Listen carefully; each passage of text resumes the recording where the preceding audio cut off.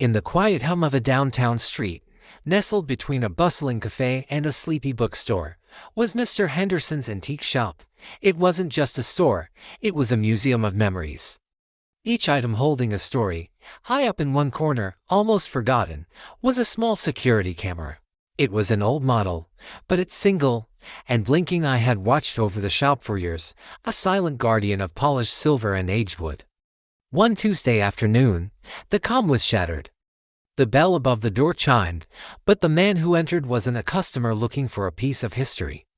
His eyes darted around, not with curiosity, but with a cold, calculating intent. He moved swiftly, his face partially obscured by a low-brimmed cap. Within minutes, he had scooped up a collection of rare silver lockets from a glass display case and was gone. Vanishing back into the anonymity of the city, Mr. Henderson, returning from a brief trip to the back room, found the empty case and his heart sank. He immediately called the police. The camera, perched in its corner, had seen it all. It had captured the man's quick, nervous movements, the distinctive logo on his jacket, and a fleeting glimpse of his face as he turned to leave. Every detail was there, stored silently on a digital tape, a perfect, unbiased witness. The police arrived, their boots echoing on the old wooden floors. Detective Miller, a seasoned but weary officer, took Mr. Henderson's statement. He was efficient, but his questions felt routine, almost automated. Did you see his face? Anything distinctive about him? Mr. Henderson, still shaken, could only offer a vague description. He mentioned the camera, pointing a trembling finger towards the corner. It should have everything, he said, a sliver of hope in his voice. Miller glanced up at the small device, a dismissive look on his face. Old model, he muttered. The footage is probably too grainy to be useful. We'll check it. But don't get your hopes up. The tape was collected, labeled, and placed in an evidence bag. But at the station, it joined a stack of other items from other cases, a mountain of digital evidence waiting to be processed. Days turned into a week. The investigation, meanwhile, moved on. Based on a tip from an informant known for his unreliability, the police focused on a local man named Leo. Leo had a minor record, a history of being in the wrong place at the wrong time. He fit a certain profile, and soon circumstantial evidence began to pile up around him like a house of cards. He was brought in for questioning, and despite his frantic denials, he was eventually arrested. The case was considered closed. The silver lockets were never recovered, but the department had its man. The pressure was off. The evidence tape from Mr. Henderson's shop sat on a shelf in the evidence room, collecting dust. It was a truth waiting in the dark, completely ignored. 2 months later, a ambitious officer named Sarah was assigned to the evidence room.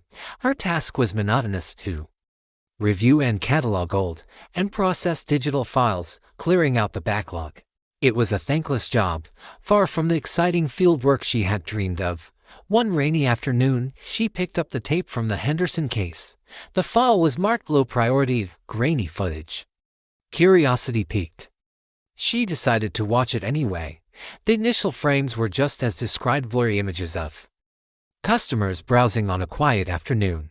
Sarah fast-forwarded, her finger hovering over the delete button. Then, the timestamp hit 3:15 p.m. The man with the cap entered. Sarah leaned closer to her monitor. The quality wasn't great, but it was far from useless. She watched the robbery unfold. Frame by frame, the man moved with a practiced ease that suggested this wasn't his first time. Then came the crucial moment. As he turned to leave, he glanced directly towards the camera for a split second. Sarah paused the video. She ran the image through a new enhancement software the department had recently acquired. Slowly, the pixels sharpened. The face that emerged was not Leo's. It was a man the police had never even considered, a known jewel thief who operated in a neighboring state, known for his signature method of targeting small antique shops. Sarah's heart pounded. She checked the man's known associates and found a link to the very informant who had pointed the finger at Leo. It all clicked into place. The informant had framed Leo to protect the real culprit. Armed with the enhanced footage and her new findings, Sarah went straight to Detective Miller's desk. At first, he was skeptical, annoyed that a rookie was questioning a closed case.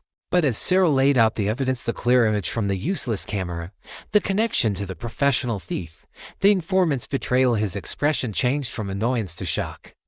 And finally, to grim understanding, the wheels of justice, which had ground to a halt on the wrong track, began to turn again. This time in the right direction.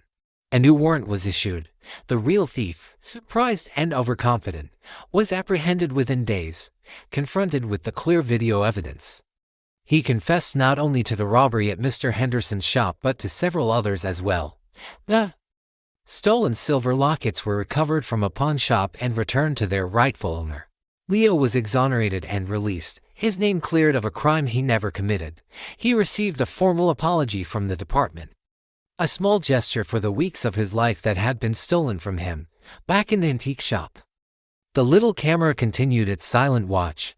It had held the truth all along, patiently waiting for someone to look. It served as a reminder that the truth doesn't always shout to be heard. Sometimes, it waits quietly in the corner, a silent witness, trusting that eventually, someone will take the time to see.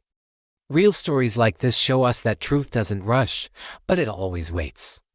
For more stories that make you think, follow Moral Compass 01. We bring you real stories with real lessons. Thanks for watching.